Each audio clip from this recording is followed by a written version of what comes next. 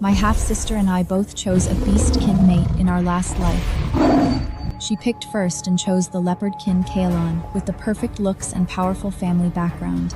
I had no choice but to pick the lowly elf king.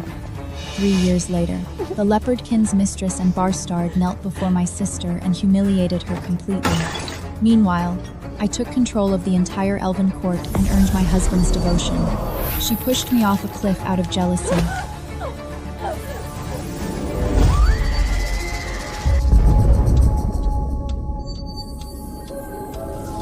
When I opened my eyes, I was back on the day we chose our mates. My sister barely concealed the excitement in her voice as she rushed to wrap her arms around the elf king's arm. I knew then that she had been reborn too.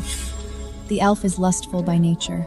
I wonder how long she'll last. When Helena threw her arms around Elf King, even her mom, Lady Ashford, went still. The elf clan was considered the lowest race. Cold-blooded. Unfaithful.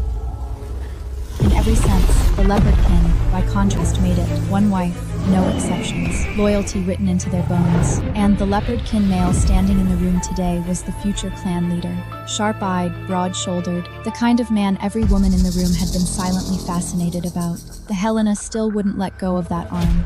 Lady Ashford's expression curdled. She'd brought the Elf King here specifically to humiliate me. She hadn't planned on her own daughter falling for it. Are you sure about this?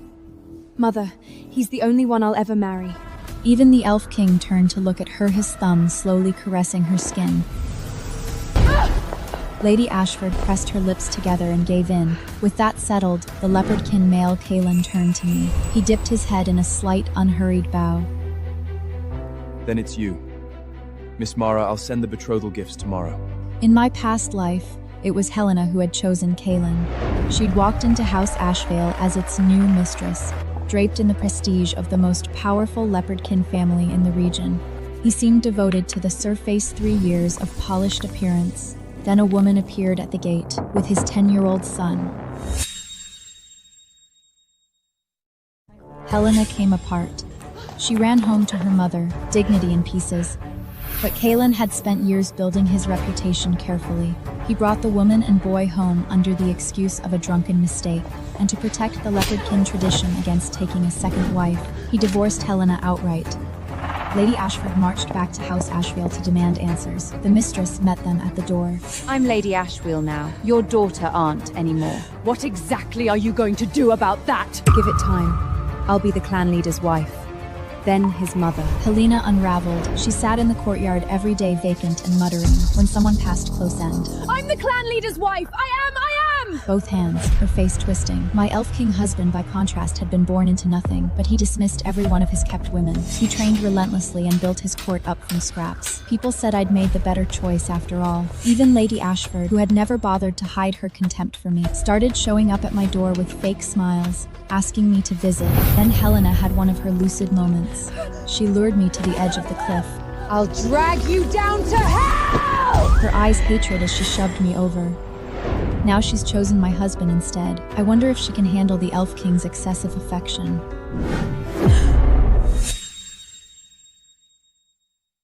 3 days later, my servant Lily told me that Helena and her Elf King had been meeting in secret. Someone had spotted them coming out of an alley together, clothes barely clinging to them, her face flushed. Half the street had seen it.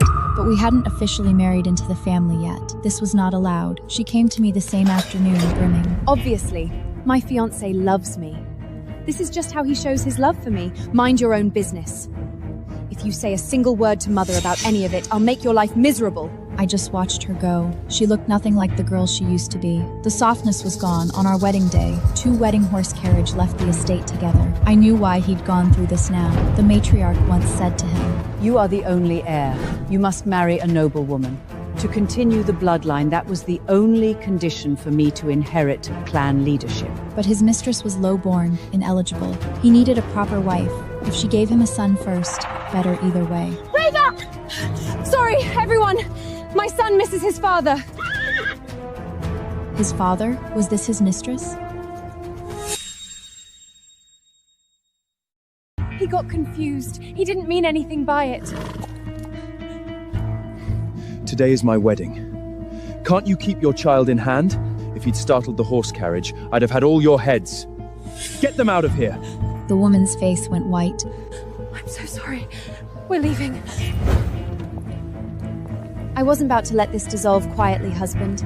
Don't be so hard on them. The child didn't mean any harm, and today is a happy occasion. I actually need another servant woman as my side if she's willing. She could come along with us? Actually, her appearance was arranged by me beforehand. I got my own plan. This woman had one obsession, becoming Lady Ashvale now that Kaelin had taken a wife. She was already fraying at the edges, so if I offered her a door to the estate, she'd walk through it without thinking. She hesitated for half a breath, then looked away from Kaelin's sharp warning stare. Thank you, ma'am. The carriage rolled on. She followed behind, boy in hand. What my sister didn't know is that even if I were to live again, I would still be capable of solving any thorny problem. She would never be able to, and she would never know. The crowd murmured approvingly along the route. The new Lady Ashwale is something else. After the ceremony, I sat at my vanity and began fixing my hair. My servant Lily dismissed the others and shut the door. Ma'am, the master just had a servant quietly move that woman and boy into the side courtyard. The leopardkin has rules against taking a second wife, and he's doing this on your wedding night. We could expose him right now. Go back to your family and end this before it starts. Calm down, I didn't come here to lose to a kept woman. I had no family worth running back to. No mother, no father who would take my side against the Ashwheels. I'd walk through that gate as a piece on someone else's board. If I walked back out, I'd be spit on from every direction. I hadn't come all this way for nothing. What I wanted was House Ashwell itself. Kaelin could rot on the inside. I didn't need him to be good, I needed him to give me an heir. A knock at the door. My leverage just arrived. Kaelin was drunk, but gracefully so. His steps wandered a little. It did nothing to make him less attractive. Lily moved to support him. I only want my wife. I swallowed contempt rising in my chest and sent Lily out. He played the part of a restrained gentleman, even when he was half gone. I had to admire consistency. I took his arm. You've had too much. Should I have the kitchen send sobering drink? The kitchen sat close to the side courtyard. At this hour, they'd probably be preparing food for his little family. No, this is our wedding night. Don't leave. In my past life, Kaelin used drunkenness as an excuse to avoid Helena's wedding bed entirely. She'd had to fight for 3 months before he relented. If this was going to happen eventually, I'd rather it happen on my terms and in my time. I let myself go still. Let my body stop resisting. Kaelin's voice dropped. Whatever restraint he'd been maintaining came loose. I was too exhausted to move a finger. I passed out where I lay. He was the one who cleaned me up afterward. We were late for the morning tea ceremony. The matriarch was good-natured about it. She directed her mild scolding at Kaelin. My fault entirely. We did that late. I kept her up. Don't blame her. My face burned. I knew I liked you the moment I saw you. I was half afraid they'd send that other girl. Luckily, she made a fool of herself so we could have a better bargain. You're the lady of this house now. These belong to you. There's no rush and nothing to be afraid of. If you need guidance, come to me. I kept my hands steady as I accepted them. With those keys, no one in this estate would question my standing. No one could use my birth against me. In my past life, as a wife in the Elven court, I'd had to claw my way through sisters-in-law who outranked me by blood and never. The matriarch saw my expression shift. She sighed softly and took the bracelet off her own wrist, placing it onto mine. You have suffered enough. Kaelin, you treat her well from here on. On the way back from the matriarch's rooms, I walked half a step behind Kaelin, already thinking through which accounts to look at first. Around what you plan to do about that woman and the boy? And tucked my hand into the crook of his arm. I didn't realize you were so concerned about them. Isn't that sweet of you? He avoided my eyes. I just feel sorry for them, a widow with a child. Perhaps they could work in the outer courtyard, do some light tasks. The outer courtyard was full of staff. No one would track a woman's particular history there. Kaelin would find ways to meet with her in private, use the crowd as cover. A pretty woman with a child alone, people might take advantage of it. You really haven't thought this through, have you? What if we put them somewhere quieter? Near the garden behind the study. Kaelin's brow tightened almost imperceptibly. Good thinking. There's a small room off the study anyway. They can stay there. How thoughtful of you. I smiled. My nails were nearly through my palm. The study, he'd have every excuse to be near her, and the boy, he'd be able to teach him in private. In a few years, when our child comes, I'll make sure they have the best of everything. I leaned against him. The passing maids whispered to each other. The master and mistress so in love. His mistress Riva heard it too. That same night, she went to find Kaelin, and he turned her away at the door. 3 nights in a row, he came to my room instead. The day we returned to visit my family home, Helena didn't arrive until almost noon. She swept into the room, glowing cheeks high with color, trailing a thick cloud of powder and perfume. Lady Ashford stared at her for a long moment. Don't fuss, Mother. My husband spoils me very restorative herbs. I noticed that her figure had changed, filled out in a way that read less like health and more like something under strain. Your husband runs cold, I hear. He's distant with you, that's just how it goes. Don't take it personally. I said nothing. I took my time looking at her. She seemed bright on the surface, but her steps were unsteady. She kept touching her lower back without realizing it. That kind of bloom didn't come from nourishment. It came from the Elf King's greediness. Something dark moved through her. Helena's hand froze in midair. She stared at Kaelin in shock, stunned by how different he was from the man in our previous lives. How is this possible? Now that everyone's here, why don't we sit down for lunch? My mom was my father's mistress once, when my mother had a bad fever and I'd gone to beg for a doctor. I'd knelt in the courtyard in the snow. The snow piled up on my shoulders while Lady Ashford and Helena stayed warm inside, laughing at something about me. She finally came out when I nearly passed out. Get the doctor, don't let her die in my yard, it's bad luck. The doctor came. He kept my mother alive a little longer. Keep going, no matter how. I never got to go back to her. By the time I was reborn, she was already gone. My master, let's eat. The table, Helena and the Elf King fed each other and giggled like they were alone in the room. She shot me every few minutes, daring me to react. Lady Ashford was trying to remind Helena to behave properly, but Helena snapped back loud enough for the table to hear. My husband loves me. Am I supposed to be ashamed of that? Should I live like I'm already a widow? The moment the meal was done, she dragged the Elf King out the door. Kaelin and I didn't linger much longer. We returned to Ashfield soon after.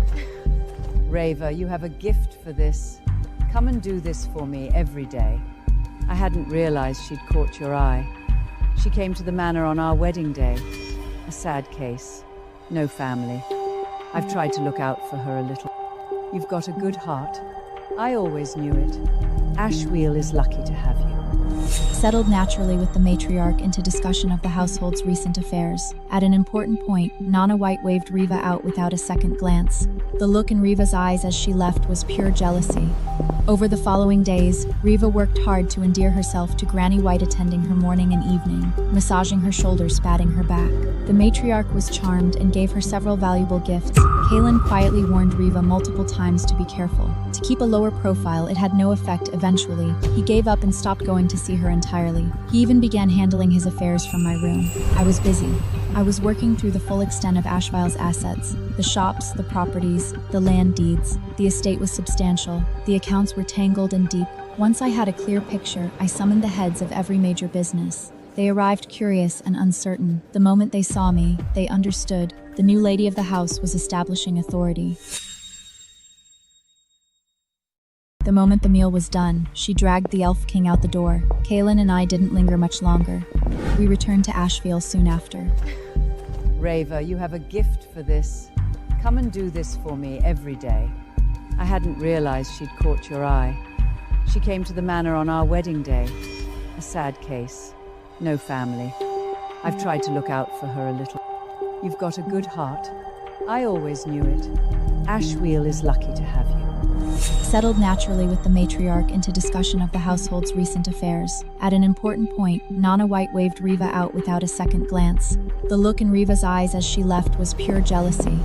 Over the following days, Riva worked hard to endear herself to Granny White, attending her morning and evening, massaging her shoulders, patting her back.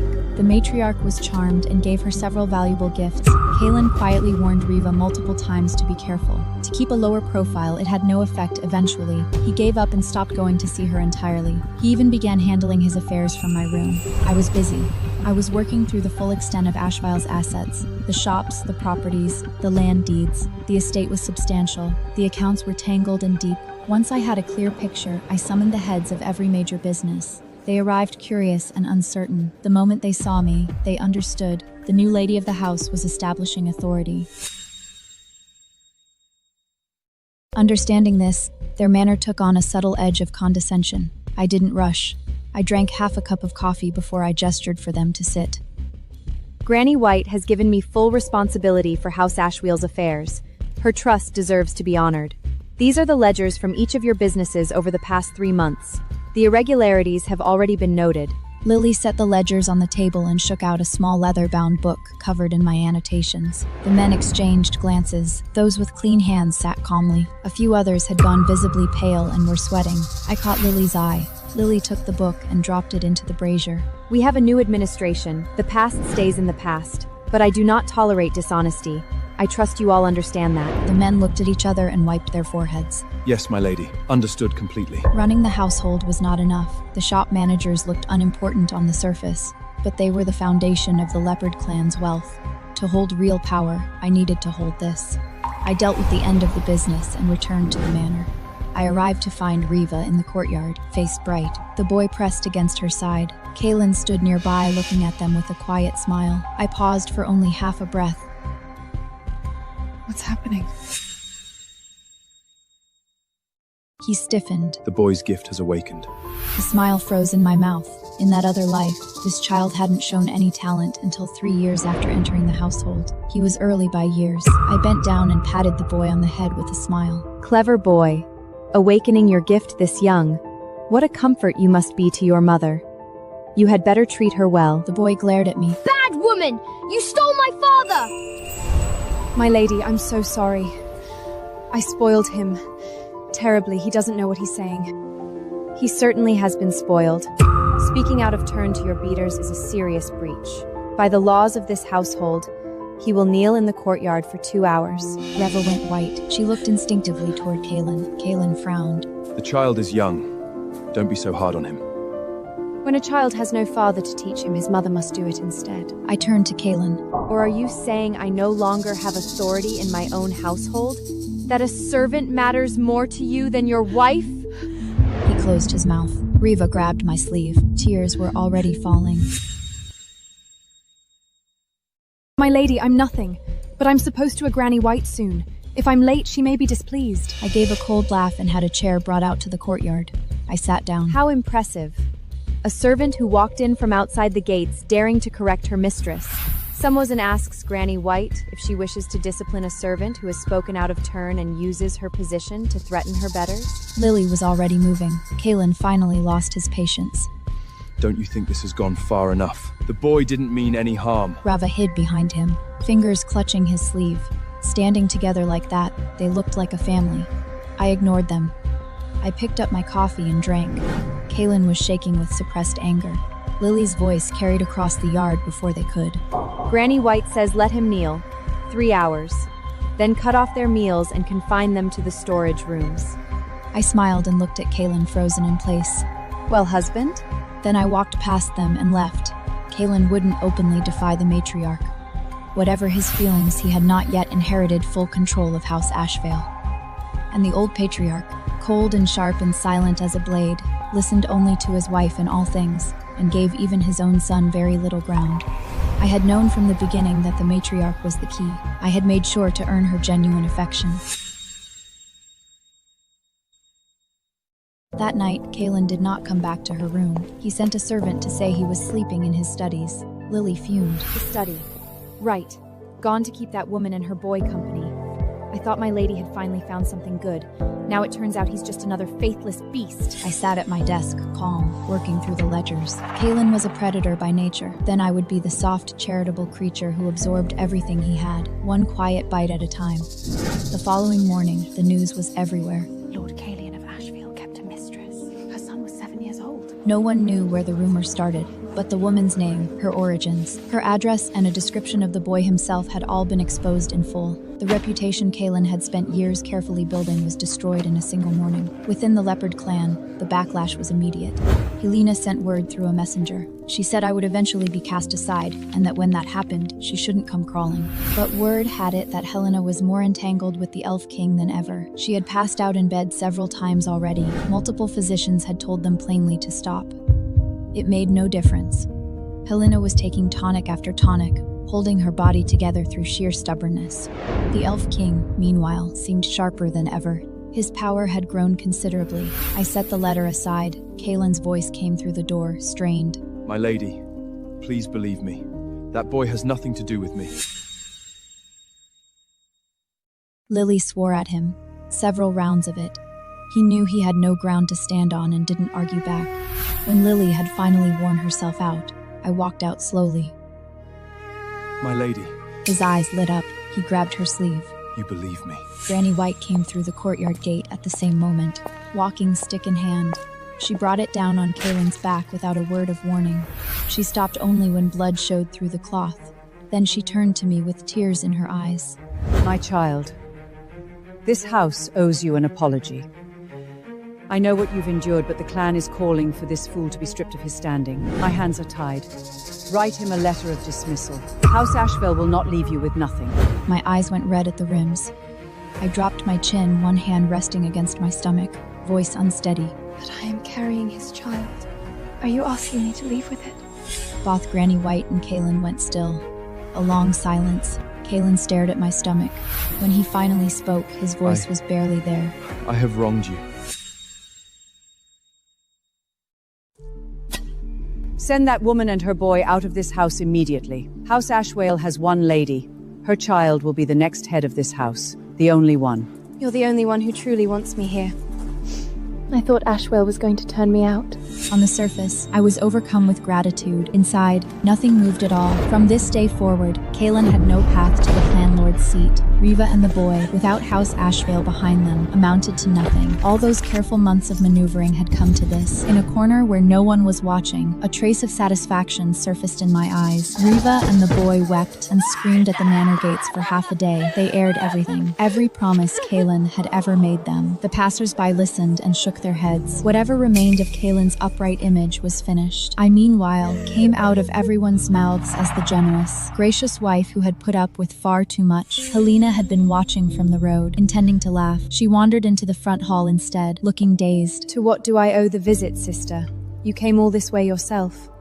Helena smiled. There was exhaustion underneath it. How did you manage it? When you have a better option available, why settle? Helena understood immediately. She stared at my stomach. You are simply lucky. Everything falls your way at exact the right moment. My smile faded. I took a sip of coffee. If I were truly lucky, my mother would not have died in front of me. I would not have spent years navigating House Ashwheel's undercurrents, bending and yielding, with no one's protection but my own cunning. Lucky was not the word for any of it. I hear you haven't been well, sister. You do look fragile. I am perfectly fine. My husband has dismissed every kept woman in his household and comes only to me. I run the house. No one dares challenge me. The Elf King's concubines before the wedding had been in terrible condition, marked up and hollowed out. He had dismissed them not out of love, but to avoid scrutiny.